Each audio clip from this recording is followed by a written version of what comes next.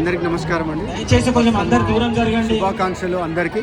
So మరి ఈరోజు భారత ప్రభుత్వం స్వచ్ఛతా హీ సేవ సెప్టెంబర్ 16 నుంచి అక్టోబర్ 2 వరకు స్వచ్ఛతా హీ సేవ, దాంట్లో సెప్టెంబర్ 25 రోజు ఏక్ దిన్ ఏక్ గంట ఏక్ సాత్ మొత్తం భారతదేశ ప్రజలందరూ కూడా స్వచ్ఛతలో వాళ్ళు ముందుండాలని ఒక పిలుపునివ్వడం జరిగింది.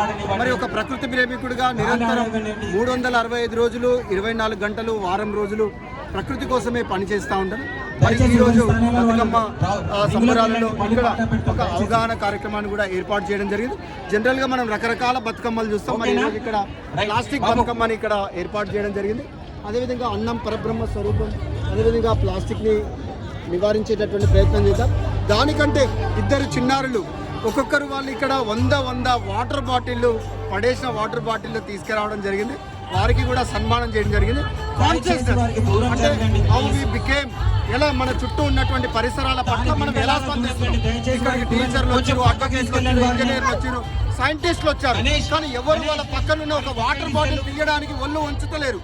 కానీ చిన్న పిల్లలు వాళ్ళు 100 వాటర్ బాటిల్ వాళ్ళు తీసుకొచ్చి చాలా హ్యాపీగా ఉంది. సో మరి మనందరం కలిసి నేచర్ని, ఎన్విరాన్మెంట్ ని కాపాడుకుందాం. అదేవిధంగా ఐక్యరాజ్య సమితి ఇచ్చినటువంటి ఏదైతే సుస్థిరాభివృద్ధి లక్ష్యాలు ఉన్నాయో, సస్టైనబుల్ డెవలప్మెంట్ గోల్స్ అంటే 10 years decade of the year 2025.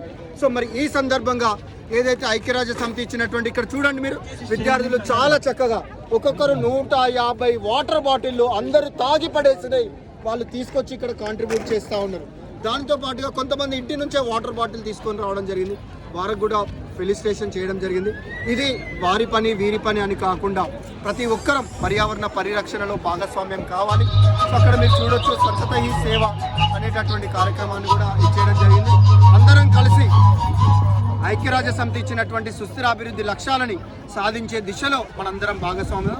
భారతీయ జీవన విధానం ఈజ్ ఇట్ సెల్ఫ్ సస్టైనబుల్ డెవలప్మెంట్లో భాగం అన్నమాట.